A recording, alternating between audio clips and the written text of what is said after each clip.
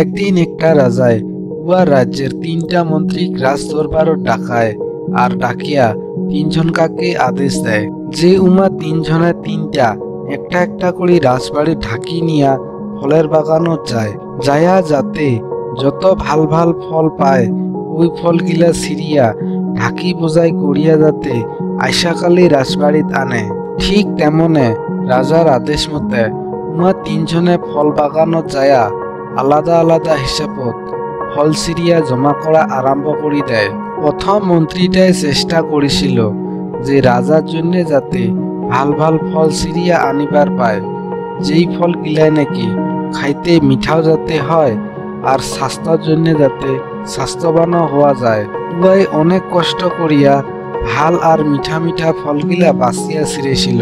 আর ২ নম্বর মন্ত্রীটাই ভাবিছিল রাজা ফাঁকতে না আরো গোটায় ফলগিলার সোয়াদ চাখি দেখিবে না, যার জন্যে উভয় খুব তাড়াতাড়ি কতগিলা ভাল আর কতগিলা টেঙা মিঠা সব ধরনেরই ফলে ছিঁড়িয়া তাড়াতাড়ি ঢাকিটা বোঝাই করেছিল।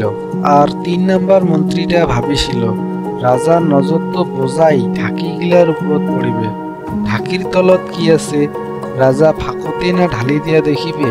আর উয়াই নিজের সময় বাঁচিবার জন্য খুব তাড়াতাড়ি ঢাকির তলত ঘাস আর পাত ভরে দিয়া উপরত খালি কতগিলা ফল দিয়া ধামধুম ঢাকি বোঝাই করিয়া চলে গেছে।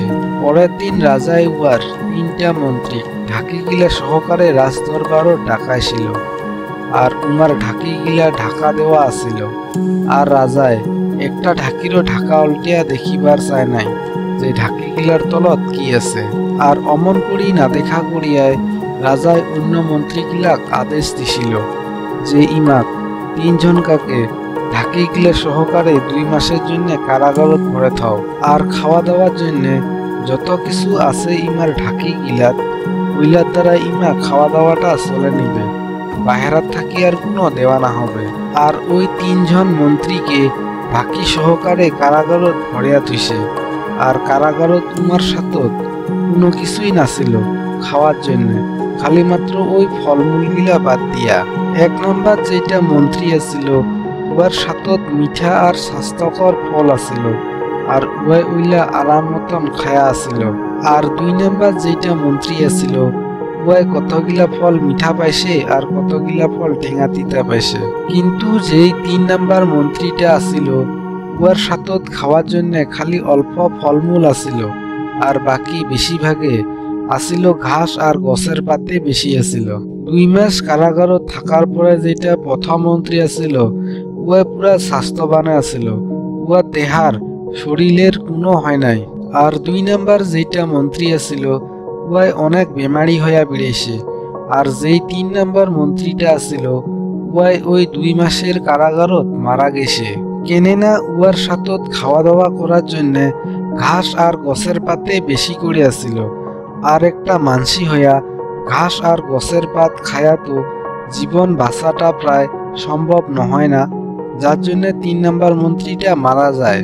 বন্ধুগিলা, এই কাহিনীখান আমার জীবনের সাথে জড়িত হয়ে আছে। এই কাহিনীখানত যেইলা ফল আছে না ওইলা আমারে কর্ম করা ফল হয়, আর যে কারাগার বা জেল আছে ওইটা আমার জীবনের খারাপ সময়।